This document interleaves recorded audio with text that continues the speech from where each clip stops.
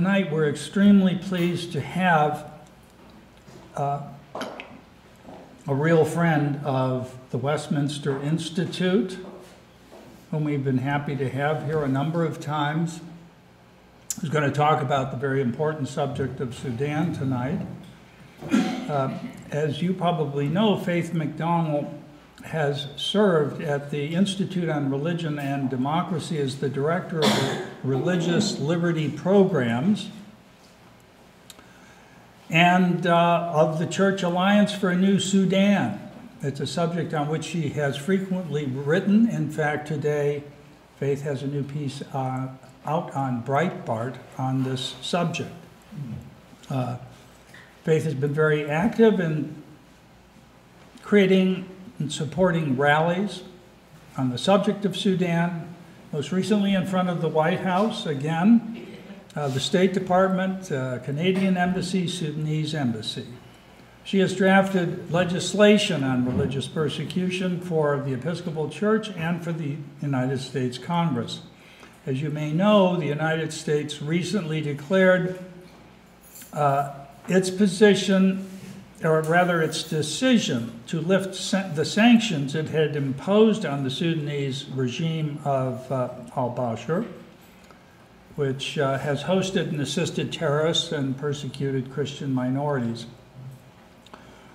Faith also has a book on a different subject, which she published in 2007, Girl Soldier, A Story of Hope for Northern Uganda's Children. She's a contributing editor to Providence, a journal of Christianity and American foreign policy. We have complimentary copies of Providence out on the table for any of you who are interested. Faith also serves on the board of a number of human rights organizations. Our topic tonight is underestimating Sudan and what that means to the region, the U.S., and the world. Underestimating Sudan. For years, I tried to figure out what's wrong. Why aren't we getting it? Why is nothing changing in the work that I've been doing for 24 years now on Sudan and South Sudan?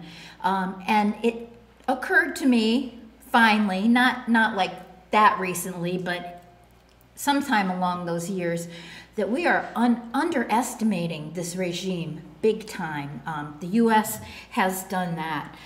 So at the Institute on Religion and Democracy, as Bob said, I direct the Religious Liberty Program and what we call the Church Alliance for a New Sudan, which was taken from the vision of Dr. John Garang to have a Sudan that would be for all people, everyone treated equally, religious freedom, secular democracy.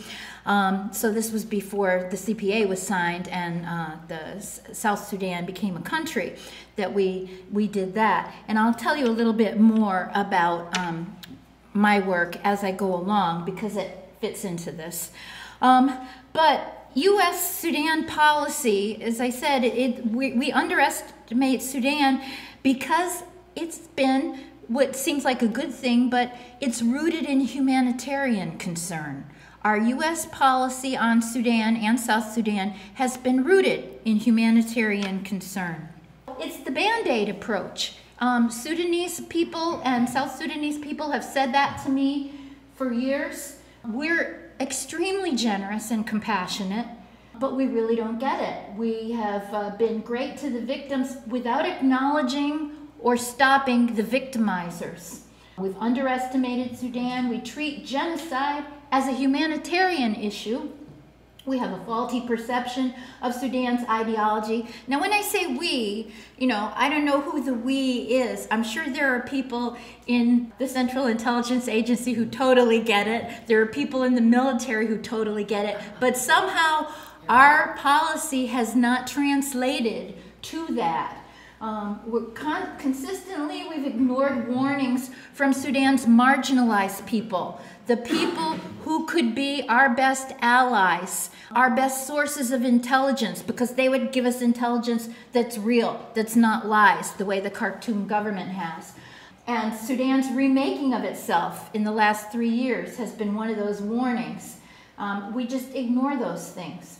So the first reason we underestimate Sudan is we underestimate their capacity and their willful intent to commit genocide. You know, so genocide just happens. You know, it's people fighting each other and genocide takes place. No, it's willful intent, because while our policy is rooted in humanitarian concern, their policy is rooted in jihad. That's why there's genocide, because it's a jihad. So here's a map of Sudan and South Sudan. And, you know, we're going to talk about the 5 genocides that have taken place. So we've got the genocide in South Sudan, and then the genocide in the Nuba Mountains and Blue Nile, the genocide in Darfur over here, the genocide back in Nuba Mountains again, and Blue Nile. You know, people shouldn't have to go through genocide twice. But the plan is, as I said, it's jihad.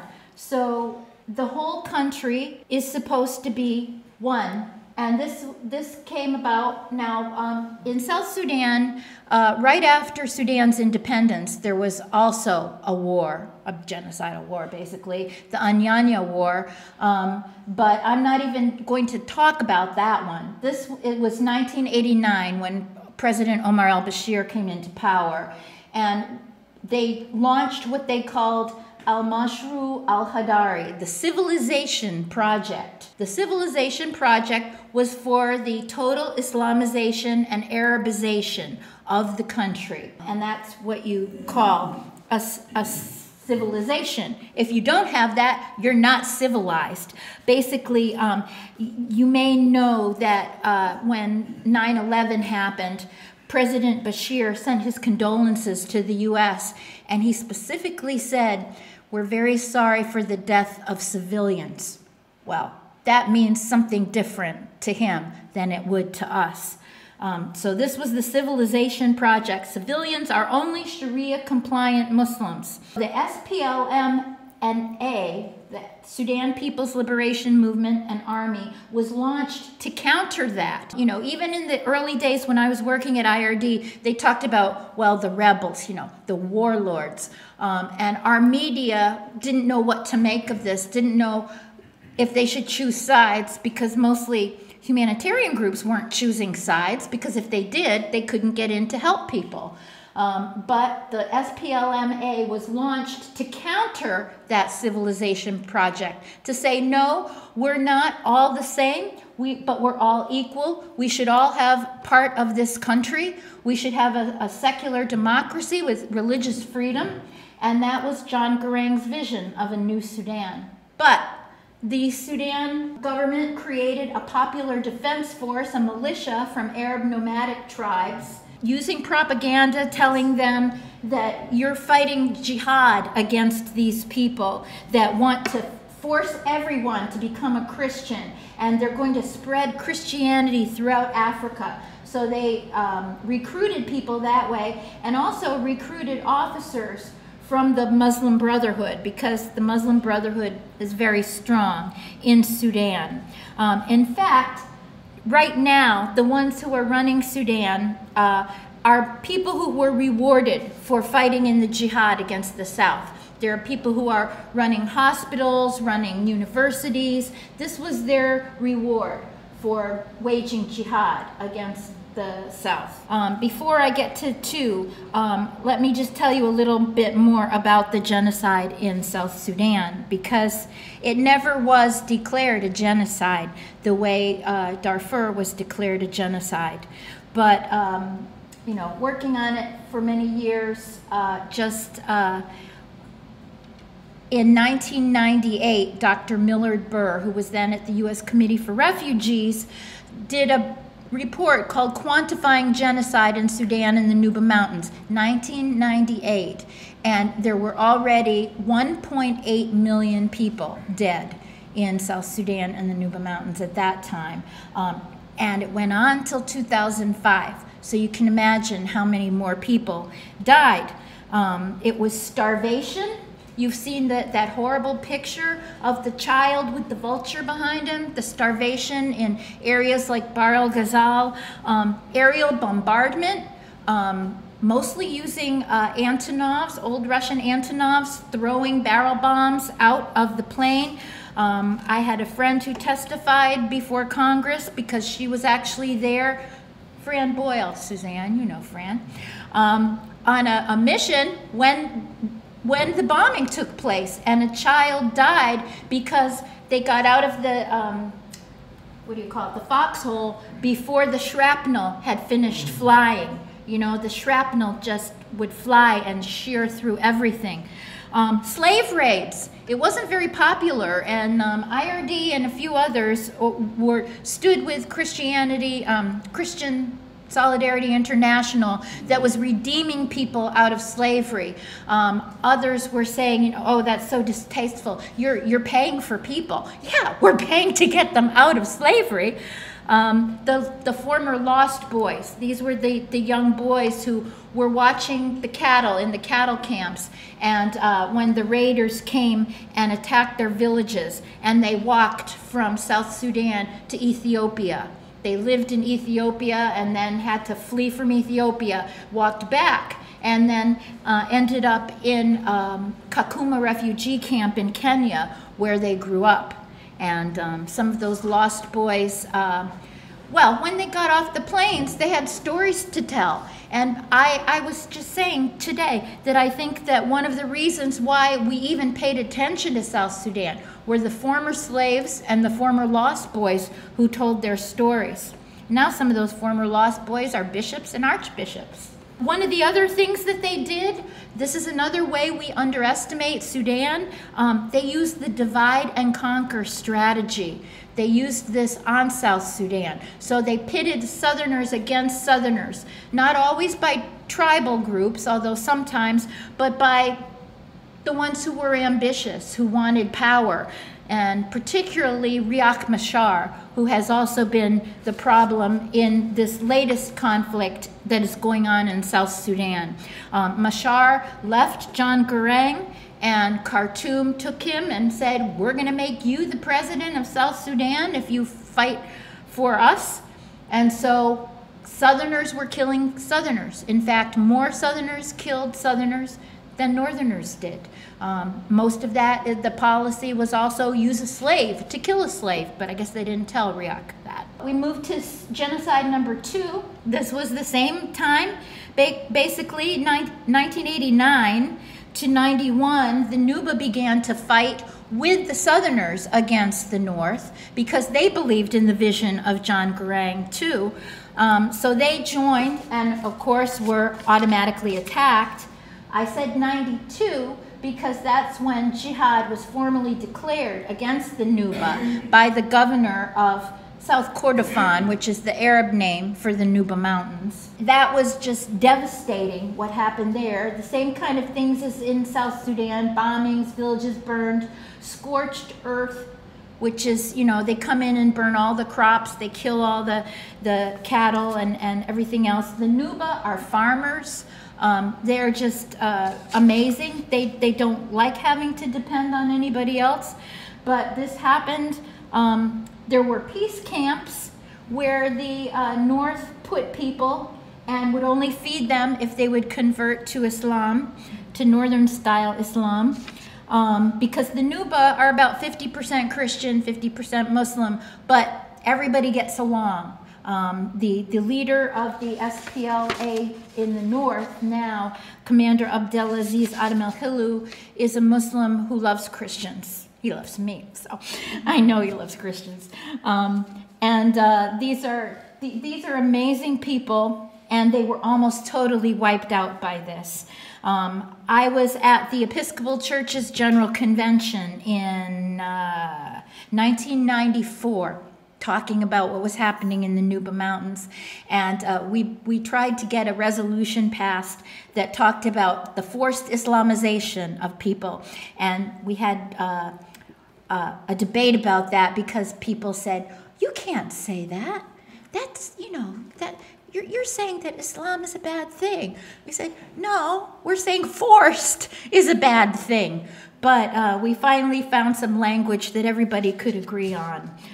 So this was happening also in Blue Nile province. This was part of the same genocide, but it was a different genocide because it was against a different group, a group of over 40 tribes in the Nuba Mountains. As I said, it was a policy of deracination and of acculturation to try to rid the culture of the Nuba and to bring them into the Arab Islamist culture. Before we get to Darfur, the U.S. made efforts to stop the genocide, and they were big efforts. You know, I tried to help with them a lot, but they were still rooted in humanitarian issues and believing that Khartoum plays win-win, you know. Everybody wins. Isn't this great? We'll have a peace agreement and everyone will win. But Khartoum doesn't play win-win. It only plays win-lose. So we did what we could. President Clinton was actually the one who put those sanctions that President Trump just lifted on Sudan. So we had that to start with. But then when President Bush came into office, we got him to make speeches, to use the bully pulpit, to talk about the disaster in Sudan, you know, disaster. That's a humanitarian issue. We changed U.S. food aid delivery so that it would be given through groups other than just Operation Lifeline Sudan, the UN food program, because they gave coordinates to Khartoum where they were delivering food, and then Khartoum would drop bombs on the people while they were waiting to get the food. So that was actually Senator Bill Frist who was responsible for getting that changed. The anti-slavery task force, when we finally did push people to realize, yes, there's actually slavery going on in Sudan. There was an anti-slavery task force that was actually led by one of the founders of IRD, Penn Kemble, if anybody remembers. The late Penn Kemble, he did that. The Sudan Special Envoy position, we pushed to get that. And the Bush administration was thinking of making President Carter. Now this is coming out for the first time here. The first Sudan Special Envoy, and we said no, we don't want President Carter, please. And I managed to find some material where President Carter had actually called Omar al-Bashir an enlightened and courageous leader. So when I got that to them, they said, no, I guess this isn't the guy we want. So it was former Senator Danforth, Jack Danforth, was the first Sudan Special Envoy in the Rose Garden on September 6th, my birthday, 2001. He was made the Sudan Special Envoy, and we thought, you know, wow, things are going to happen. And then 5 days later, 9/11. I was in the Rayburn House Office building for a press conference on Sudan and Sudan's connections to terrorism, trying to get capital market sanctions against Sudan. And you know what happened. All hell broke loose, literally. But we did get the Sudan Peace Act passed in 2002. So part of the work towards peace talks with Khartoum and the SPLM was a ceasefire in the Nuba Mountains. So I really think that Senator Danforth saved the Nuba. I think they would have been wiped out if it hadn't been for Danforth pushing for this ceasefire in the Nuba Mountains as one of the benchmarks for the peace talks that would eventually take place. So we move on to Genocide 3. In 2003 it started, or at least we became more aware of it, in Darfur. And as you saw, Darfur was on the west of Sudan. And this was, again, you know, the Darfurians saw what was happening with the peace talks, and it looked like the South was going to become autonomous. And Darfur wanted to be autonomous too. They didn't want to be treated like second-class citizens any more than Southerners did. So they started to rebel, and the government responded by slaughtering civilians, which it always does. You know, this is a war where civilians are slaughtered deliberately in every one of these cases. So the government funded and armed Arab militias called Janjaweed. You probably remember hearing about them with the whole Save Darfur campaign and everything that's gone on. There was aerial bombardment, just like in the south and in the Nuba Mountains, followed by these Janjaweed attacks, burned villages, mass rape, mass slaughter. And when they killed people, they would throw them in the wells to contaminate the water too. Destruction of crops. But in the case of Darfur, it took a year for declaration of genocide to take place in September 2004 by Secretary Powell. You know, I was just asked, why do you think things didn't happen with the South and they happened in Darfur like this? Part of it was the bank account that the people who worked on Darfur had, and the fact that they had movie stars working with them. You know, I brought a bishop from South Sudan to the State Department once to talk to, it was Paula Dobriansky back then. There was all this hustle going on and bustle in the hallways, and Bishop Bulendoli said to me, "What's going on?" And they said, "Oh, well, Richard Gere is here to talk about Tibet." So everyone was looking out their doors, wanted to see Richard Gere, and were so interested in everything he had to say. And Bishop Bulend said to me, "I wish that we had someone like that for South Sudan." Never did, you know. I tried. I'd go to every Christian rock concert I could and say to the bands, you know, you need to talk about South Sudan. But it didn't do a lot of good. But Darfur, thank God, had a different story. Although, you know, even when the declaration of genocide happened, it really didn't make that much of a difference. Darfur was more well known, but it was still happening. There was even just recently a mass rape, just a couple of years ago, and chemical weapons that Amnesty and Human Rights Watch have both documented. With all of these, as I said, it's jihad, and once jihad is declared, it's never rescinded. So you can have peace talks that go on. Darfur had the Darfur Peace and Accountability Act, which brought everybody together again, thinking, oh, this is going to be a win-win situation. But there's never a win-win with Khartoum. Nuba Mountains, as we'll see, you know, it deja vu, Nuba genocide again, because once jihad is declared, it's never rescinded. And the South, what's going on right now in South Sudan is part of the jihad that the North declared against the South years ago. They, you know, they give up graciously and allow the South to become a country, and then do everything they can to undermine it. Genocide number 4, the Nuba Mountains, again, and that started just as the South was becoming independent, and we underestimate Sudan's patience too. So, and their long view of history, that they're going to get what they need eventually. I forgot to say too, in Darfur, as in other places, there's repatriation going on. That's part of genocide too. There's a repatriation of the areas of Darfur with Arabs from outside even the country.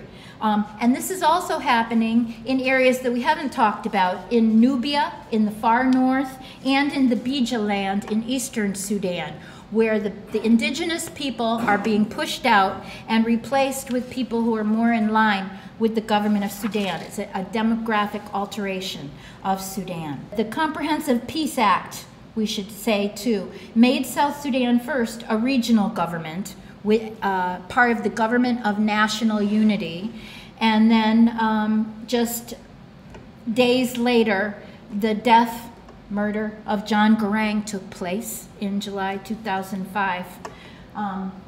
But Genocide 4 was 6 years later, 2011, when the referendum on South Sudan took place in January 2011 to vote for independence. And then in July, Independence Day for South Sudan. And get the significance of that. They wanted it to be July. They have said to me over and over, we want to be like the United States. we want our independence to be celebrated in July, but we don't consider them allies right now. So Genocide 4 started then. Commander Abdelaziz's house and compound were bombed by the government of Sudan. Abdelaziz had won the election to become governor and then was not allowed to become governor. And so that started the whole protest again, which protests are met with mass slaughter. So that was what happened. The government of Sudan decided this is as good a time as any to get revenge on the Nuba for siding with Garang and the South. They didn't get a deal with the CPA. They got kind of a half deal, but they didn't get what the South got. So they really didn't have the protection that the South had at that time.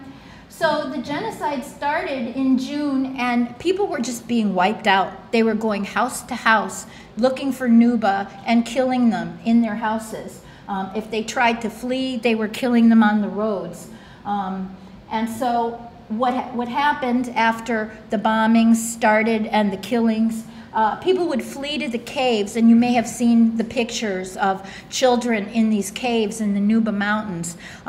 People were reduced to eating roots and leaves because they couldn't farm, because the Antonovs would fly over and bomb them. But also, people die in the caves because there are insects and snakes in the caves that bite people and bite the children especially. Others were displaced to South Sudan and to Kenya. Yida refugee camp in South Sudan. When I was there in October 2013, there were about 70,000 Nuba in Yida refugee camp. The UN was pushing to close the camp. They said that the people who, it was too close to the border, and people were going back over the border, and they were, gasp, supporting the SPLA North, which they shouldn't be doing. So the UN didn't like that. When I was there, even in 2013, there were no teachers. The Nuba taught the children themselves because the UN would not provide teachers in this UN camp. They were no longer registering people. They wouldn't give them seeds to grow things. Just they had to eat the food that, you know, the UN brought in. But the Nuba are farmers, like I said. So people would sneak back over the border and get seeds. And I saw some great gardens in Yida refugee camp. And they had little borders that were made by empty insecticide cans, which I thought, oh, this is probably not the greatest thing to use as a border, but that's how they did it. And there was blocks of shops that the Nuba did as well. But they're still there. Some have been pushed out. They were pushed into another camp, which basically was in a swamp. Not a very good place to be. Other people have gone back to the Nuba Mountains and just take their chances with the plains and say, I'd rather die in my own area. But that's it. And then Genocide 5 also started in 2011, just a few months later in Blue Nile State. And I call this the North Korea of Sudan because we really don't have a lot of information about Blue Nile State and what's happening because they have banned humanitarian access and banned basically access to the area the government of Sudan has. But we know that there's a blockade on aid, that there's prevention of farming, that crops have been burned, cattle have been killed, the same thing that they always do. And again, division, divide and conquer. Khartoum divided the leaders of the marginalized people against each other. So the leader of Blue Nile State, Malik Agar, was wooed by Khartoum the way that Riek Machar was in the south to oppose the leader of the Nuba. And actually they have a conference going on right now in the Nuba Mountains to try to get things straightened out. And I'm sorry, but the U.S. policy has exacerbated rather than supported the marginalized people because they say, oh, you need to make peace. Everybody needs to be included. The same thing with the North. we can't even think about regime change, or if we do, it's got to include everybody, including the people that you're replacing. So we're going to move on from genocide and quickly finish with the other ways we underestimate Sudan. Underestimating Sudan's leadership in global jihad and terrorism. Now this is where it gets really fun. I have some letters and they give the evidence of Sudan's collaboration with jihadists. These are leaked documents and they have been authenticated by the CIA, and they show that our allies provide real, truthful intelligence because they risk their lives getting these documents to us. And as I said, they've been authenticated by the CIA. This first one is July 15, 2016. So it's just last year. When we got it, it was March of 2017. Ibrahim Awad Ali al-Bedri al-Samri. Who knows who that is? Anybody know who he is? Abu Bakr al-Baghdadi, the Caliph of the Islamic State. This is a letter to him from the Islamic movement in Sudan, basically ISIS in Sudan, talking about money transfers through Turkey with their companies, Dan Fodio, if you know anything about Nigeria, and Nigeria's Islamists, that's a great name for that, and these other groups.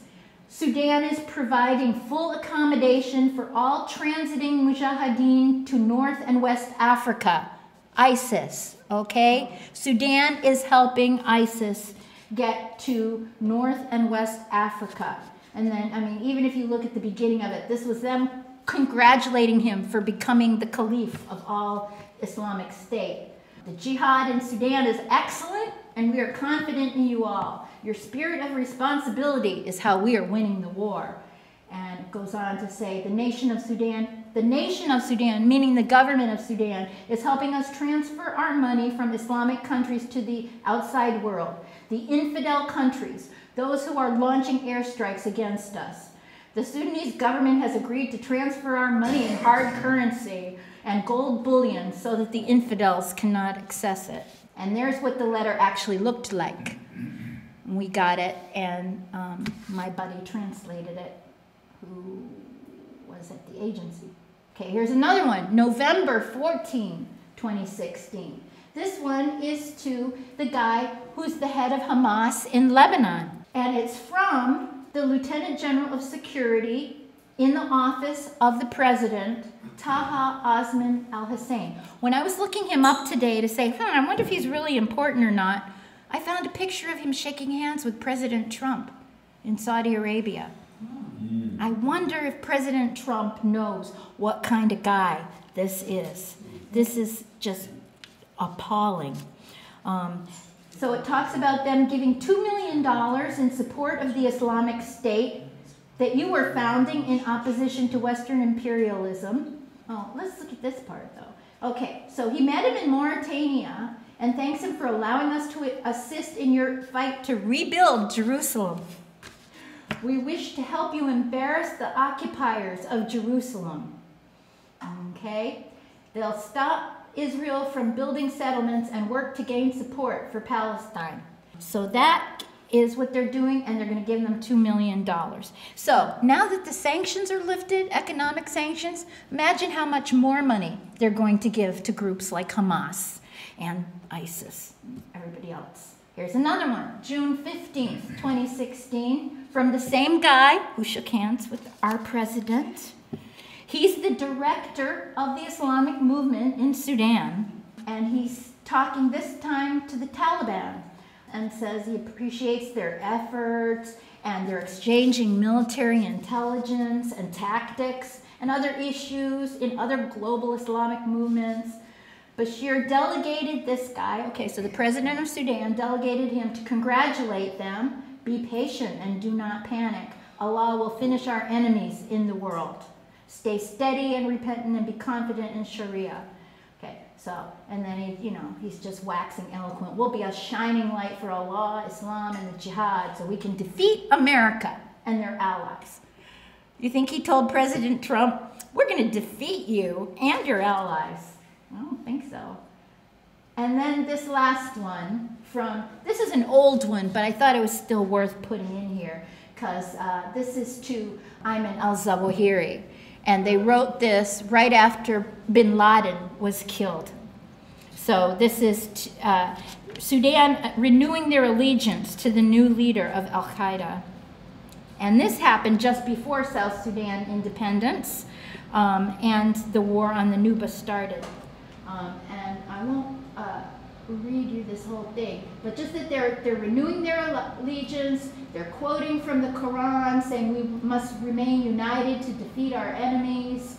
And the interesting thing about this too is bin Laden was in Sudan. Now most people know he was in Sudan, you know, and for like 6 years at one point. But this is later I'm talking about.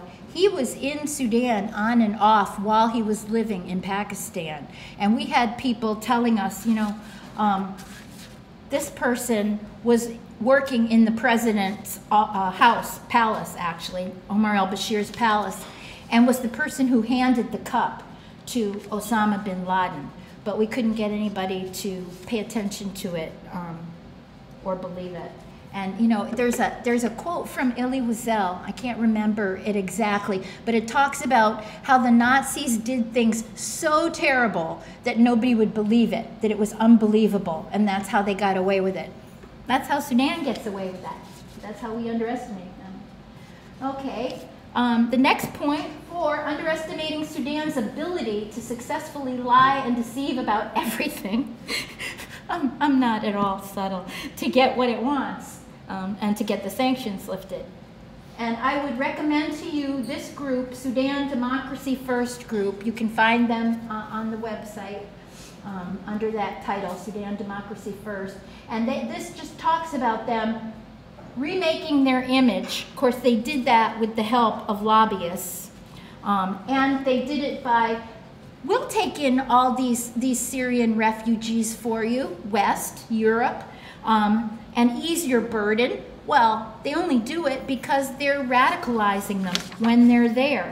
So on the same day that Obama issued the executive order, the Treasury made monetary transactions for Sudan, which now are permanent, paving the way for debt forgiveness.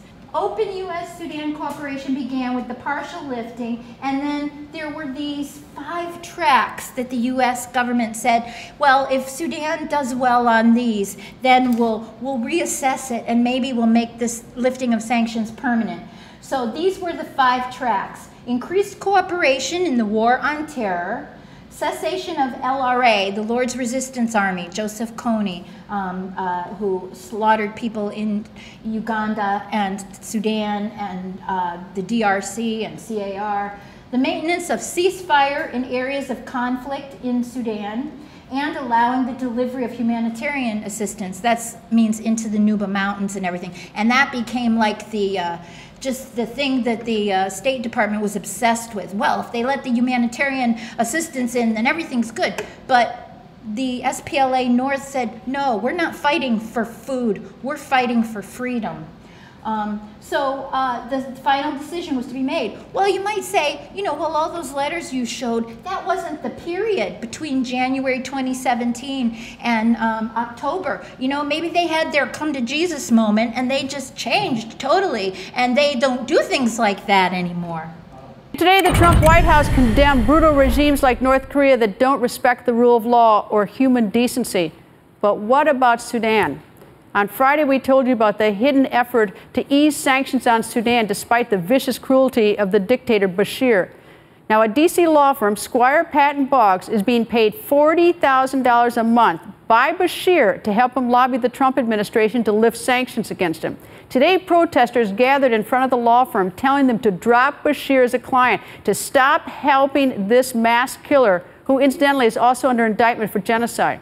The Trump administration has until July 12th to decide whether sanctions temporarily lifted in January should now be permanently lifted, and whether to lift all the remaining sanctions. I've been to Sudan. I've seen the devastation with my own eyes. Mr. President, do not let this brutal dictator off the hook. You can prevent this one. Keep those sanctions on. So here was the Secretary's report, and basically I think they just made a Xerox copy of the one that Kerry did and gave it to him to read. Maybe changed the dates on it, but this was the same kind of report that, that was given in January in the Obama administration. So they described the government of Sudan actions between January and October, and in those areas maintaining cessation of hostilities, COH, in Darfur, and the two areas of South Kordofan. It's the Nuba Mountains. They don't like it to be called South Kordofan, but we're giving that to Khartoum too. Improving humanitarian access, all the things I said. And the report concludes that the government of Sudan has sustained the positive actions. This conclusion is based on consideration of relevant and credible information, and they talk about what that information is. But did the government of Sudan really sustain positive actions? Well, I've got one more leaked document for you that we just got a little while ago, about a month ago. And this took place on June 18th, so this is smack dab in the middle of the reporting period. And this has also been authenticated by the CIA just a few days ago. So this was a top secret meeting, and I've got the whole document in Arabic if you want to look at it. I mean, it's all flourishes and beautiful and colors, but this is just the translation. But this was a top secret meeting of the National Intelligence and Security Services. So the president, the vice president, the man who was just here in Washington, Ibrahim Gondor, the foreign minister, who also came to the National Prayer Breakfast, by the way, and unfortunately who a congressman brought to his district for a peace conference a couple years ago. And then all these other guys. But I only am giving you some of the quotes from Bashir and the vice president. Okay, so these are the things that the president says. As an Islamic movement, we have strong relationship with Muslim Brothers and Hamas. Okay? They're not changing anything. We have a strong attachment with Muslim Brothers. They support us to maintain our Islamic government. What is happening to Qatar is the action of targeting Muslim Brothers and Islamic organizations in the world. We financed the Islamic movements, ended Gaddafi's government, assisted Morsi's election campaign, and enabled Muslim Brothers to come to power in Egypt.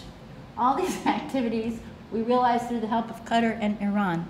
One of the justifications for lifting sanctions too is that Sudan has ended its relationship with Iran. So how did they find that out? Did Bashir just pinky swear with the US that he ended the relationship with Iran? I don't think so.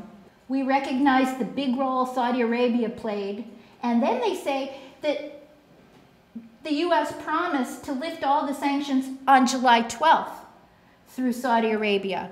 They told Saudi Arabia on July 12th, yeah, we're going to lift the sanctions on Sudan. This doesn't mean that they're cutting their relations with Muslim Brotherhood and other Islamic movements or expelling its leaders from Sudan. There are no guarantees to international politics. See, they're smart. This is here they go again. They're the Darwin's best example of survival of the fittest. When the US president is facing legal problems in America, the Islamic movement is targeted by campaigns against its interests, and then he goes on to say that the reasons behind this are known because of our efforts, meaning the destruction they're doing in South Sudan, Libya, Central African republics. You know, Saleka is another Khartoum friend, and Somalia, Al-Shabaab. They all go to school at African University in Khartoum, too. That's another thing that happens. Al-Shabaab, Boko Haram, Hamas, Hezbollah, they all go to school at the Islamic or African University, but it's a jihad training place. Our support will go to our brothers in Egypt and Libya to continue struggle until we are totally in control of the Libyan land. So that doesn't mean, that Sudan has to be in control of Libya, but the Islamists have to be in control of Libya. This is a good one. Following the expulsion of the Islamic State, which our soldiers are giving their lives for and working on in the Middle East, they're going to bring ISIS through, find them sanctuary in South Sudan, which, why not kill two birds with one stone? That way we're totally wrecking South Sudan, and we're also helping ISIS, our brothers, in the struggle. So that's what they're doing. They're going to find sanctuary in South Sudan and Bahr el-Ghazal in Western Equatoria, and then link them to Boko Haram and use some of them in Libya too. So the Sudan has a plan, along with ISIS, for a West African caliphate. They already had shown us the Middle East caliphate, but they have a plan for a West African caliphate too, which is basically, if you can see it, I don't have a picture of that, but it's the same area that was controlled by Islam back years and years ago. So they want to reestablish that. If sanctions are lifted, it's our right to establish relations with Iran. Okay? So they lied. Surprise, surprise. They also lied about North Korea. There was some articles today about Sudan doing some business trades with North Korea.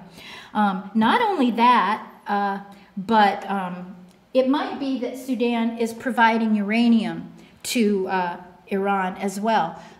There's uranium in the Central African Republic, and it is they use what they call taxi drivers to bring it through.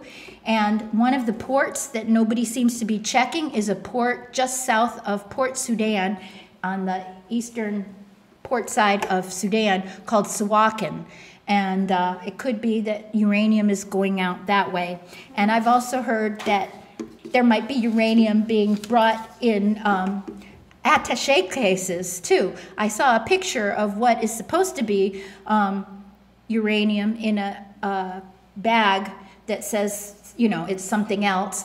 But a general from Darfur told me that they have good reason to believe that that's uranium, but that nobody would pay attention. So we have, our security cooperation continues. So he tells how wonderful Iran is, and then says there is an alliance between Turkey, Qatar, and Iran. Okay, so now at the end here, just what the vice president had to say. He's not as, he doesn't use as much flourish as President Bashir. He just, goes for it. They want the complete lifting of sanctions. We'll put pressure on Saudi Arabia to convince the U.S. president to lift the sanctions completely. That will bring a big political victory. They already think they've had a victory. The TV in Sudan has shown the president and Ibrahim Gondor talking about, this is a victory. We have won this battle. And defeat the rebels and oppositions that dream of regime change. If the sanctions are lifted, the rest is easy. And this really hurt. According to my judgment, the Americans and Europeans would not neglect their security for the benefit of a few people called activists in America. And he thinks, they can't get intelligence information if they don't get it from us. They'll cooperate with us. If they don't lift the sanctions, then we'll stop cooperating with them on intelligence. We'll stop the combating of illegal immigration and human trafficking, which they themselves are behind, by the way, and money laundering. And they want Bashir to be taken off of the International Criminal Court, and they want the removal of Sudan from the list of states supporting terrorism. So that's what he's saying. Now, there are sources of information and intelligence, like I just showed you. There are people who are risking their lives to get that intelligence. And the U.S. should realize that we can get intelligence from people we can trust, not from people we can't trust. This shows you what they're doing in South Sudan. Remember, jihad's never rescinded. We'll control the situation inside South Sudan. We'll increase the production of oil to prevent Salva Kiir, the president of South Sudan, from defeating his opponents. And we'll support the Darfur movements in South Sudan and in Egypt. Salva Kiir's goal is not to lift Sudan's sanctions, but they do not know that Sudan possesses information that the U.S. cannot obtain. He's saying, ha ha ha. Well, maybe not. We will punish Salva Kiir and Abdelaziz Adam el-Hilu in a suitable time. And here we go. Instructors and those in charge of recruitment are to recruit from the International University of Africa, to find students of South Sudan who are members of the Islamic State, to assist those who are coming from the Middle East in jungles. The welcome wagon. Okay, and that's what that document looked like on page 1. And this is the same document. This is another reason why I thought, oh my gosh, this has to be real. I'm not sure, but I think that this is Field Marshal Haftar of Libya. If anybody knows what he looks like, I think that that is him. Because they talk about destroying Haftar in the document. And in this video, this guy was freaking out holding up this document. And so if he's not, it's somebody there. One final thing, how we underestimate Sudan. We underestimate how much Sudan government hates us and wants our destruction. This was a rally at the White House on September 16th, demanding the lifting of sanctions. And they had these lovely t-shirts. You can't see the t-shirt, but there's these signs that had American and Sudanese flags and saying peace and friendship. But once you get beyond that, there were other things. This guy, he looks really cute, doesn't he? I mean, that's a cheerful looking outfit. My Darfuri friend told me those are dawa clothes. When you declare jihad, you put on dawa clothes and you say that you're declaring jihad. So basically, this guy was declaring jihad in the U.S., offering the dawa the opportunity to convert, and if you don't take it, that's it, man, you're done. So, and he was quite aggressive as well. Ready for the videos? These are just 2-minute videos to give you an idea of what went on at this this rally. This was in September? This was just a few weeks ago. Yep. This is the Sudan Embassy's video. So it has lots of pretty young girls wearing Muslim Student Association sweatshirts. You can see the Sudanese people, we stand together, we are peaceful, a beautiful group of people, of men and women and children, here to end the sanctions in Sudan. Sudan, I stand with you as a child of a Sudanese parent. Sudan, we are together. Sudan, we are peaceful. The sanctions gotta go! Hey, the sanctions gotta go!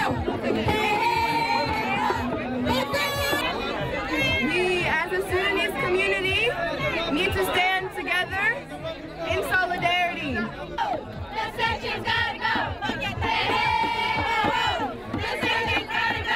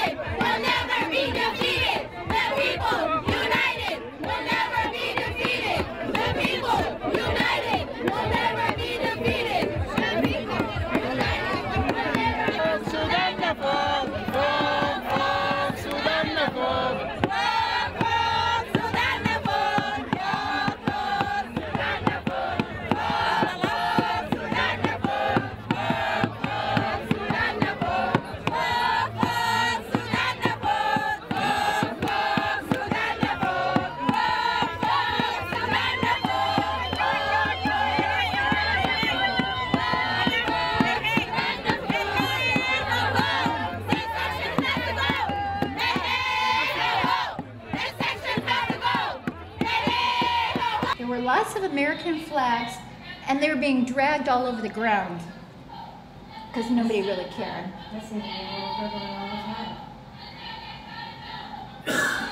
Watch this boy in the red shirt. He just lets that flag go. And I would love to know what that symbol means. I don't know what that is, but it... Hands shaking. No, the other one with the little tie thing. I don't know what that is, but it freaks me out. Okay, let's move on to the next one. That was the Sudan Embassy's official video.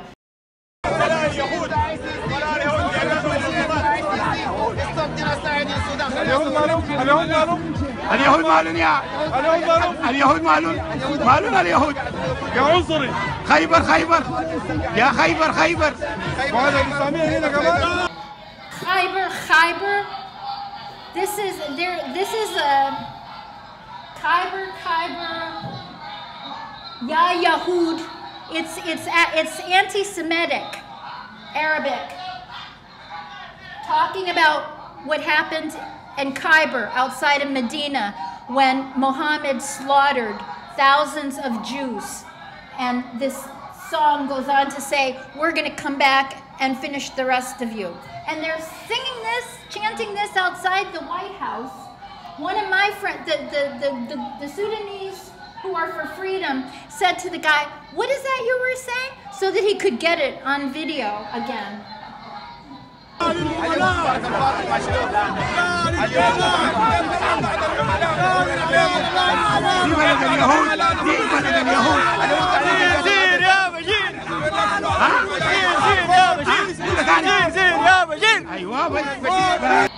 And interspersed in here are some of the good guys. My friend from Blue Nile was just on there.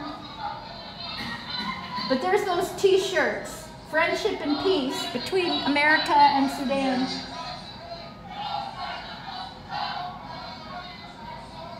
Yeah, that black sign is really weird. It's got that same symbol.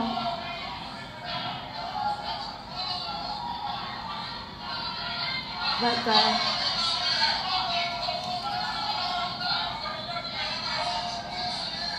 okay, at the very end of this one too, listen to this girl who's... أيوة لا يا عمر Hey, Donald Trump has got to go. Hey. Lift the sanctions of Sudan. Lift the sanctions of Sudan. Hear what she said? Hey, ho, ho, Donald Trump has got to go. Then suddenly she remembered, oh, wait, this isn't an Antifa rally, and started saying the sanctions. Yeah. I'm familiar with these chants. Okay. Always the same chants, all around the world. Yeah, okay, and this is the last one. This is one of our friends from Blue Nile. And he's confronting Dawa cloth guy. And they were very intimidating too. There was one guy who was like flashing the Quran at people as if it was a weapon.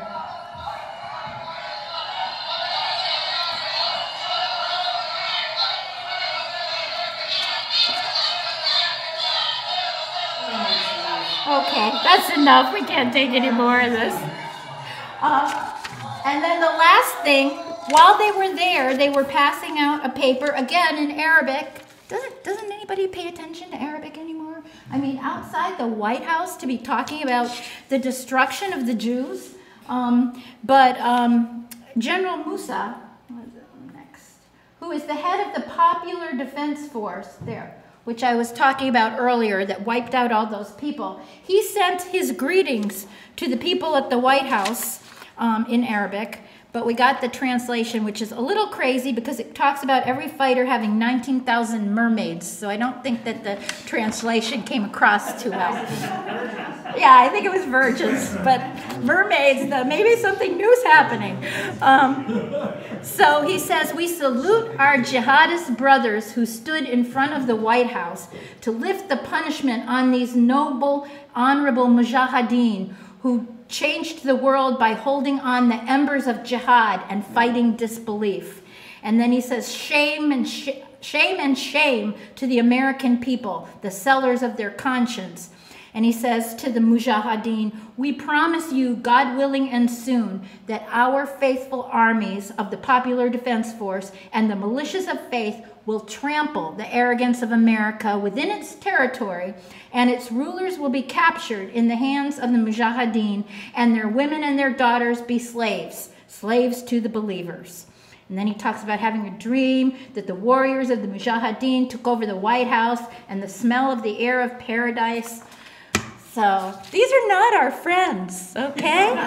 These are not our friends. And CARE is probably supporting them, CAIR. Oh, I'm sure. What should we do? Well, don't underestimate Sudan, please. I pray that every night. Please, God, don't let the U.S. underestimate Sudan.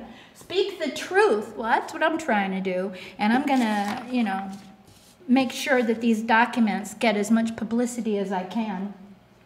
Stand up to Saudi Arabia. If Khartoum is pressuring Saudi Arabia, we need to stand up to Saudi Arabia and say, hey, we might be allies with you on some things, but we're not going to do this. Support the good guys who give us intelligence, both here, the good guys from Sudan who live here, who are our friends, and in Sudan and South Sudan. So, and there's some of the good guys. So, that was the last demonstration that we had to try to stop the lifting of the sanctions outside the White House. Comey from the Nuba Mountains, Abdallah from Darfur, or from Blue Nile, who's actually a friend of Congressman Gohmert. He sees him, he works at the airport, and he sees Congressman Gohmert all the time. So I said, we gotta make something of this relationship here. Others from Darfur, my friend Hawa from Darfur. Those are the people we should be supporting. Those are the people that are the friends of the U.S. And my brother, we need to support the people who are our friends and not underestimate Sudan anymore. Thank you. Before you did the videos, there were some still shots, and there was a young woman who was circled in red. Was there any significance to that person? My friend Hawa, the Darfuri lady, sent me that picture, and I think she circled it because she was saying, look at these crazy people. They're wearing what they wear in Saudi Arabia. So that was the only thing I knew. Yeah, sir. Who paid all of those people that were demonstrating in front of the White House? I think the Khartoum government did. Maybe their lobbyists helped. The lobbyist Squire Patton Boggs, who's working for them. But a lot of them are very wealthy. They're not like the refugees. They have lots of money, so they can come over and do whatever they want. Well, all those Americans who are out there are getting paid by somebody. The American Sudanese, you mean? The American students and so forth. But the Sudanese ones, yeah, they could be, or they could just be ideologues who really care about this. Why don't you try to go Soros? Mm-hmm. Yeah. Question, you mentioned the role of the State Department getting rid of the sanctions. Who in the White House staff supported that? In the NSC particularly? Yeah, I don't know, because that'd be a good thing to chase. That is a good thing. Trump doesn't know it's No. This is from up close. The only thing I know is that the UAE and Saudi Arabia were pushing for it. So if they have relationships, there. But still, a lot of the depending on what's going on for Sudan and South Sudan, they're depending on Obama people that are still in the administration, because they don't have a clue. Like you said, they don't know what's going on, but they think these are the experts, and surely on an issue like Sudan, we can trust them. They might not trust them on Obamacare, but they trust the people who are working on this exotic issue of Sudan and South Sudan. So, they're taking the word of people in the State Department who say, if Khartoum says we're going to allow food aid in, then the whole game is over, we've won. No, we haven't won, because Khartoum lies, for one thing, and they'll bring in food that's poisoned for another thing. Oh, and I forgot to tell you, too, that last document, the one from this past June, an ambassador from South Sudan, who is in the Ministry of External Relations in South Sudan, is the one who brought that. And he brought it to the State Department, to a meeting with State Department Sudan Special Envoy Office, and someone from USAID, who's an advisor to the head of USAID. And they said, we don't want to see it. We're trying to build our relationship with Sudan. So this is information that is terrorism against the U.S. and against the world, and they didn't want to see it. So to me, that's like the biggest story here, and we need to get that on Fox News or something. And if the president sees that, that may change his mind. Is there anyone in Congress or the Senate that is interested in this at all? The Congress, Senate and House both didn't want the sanctions lifted.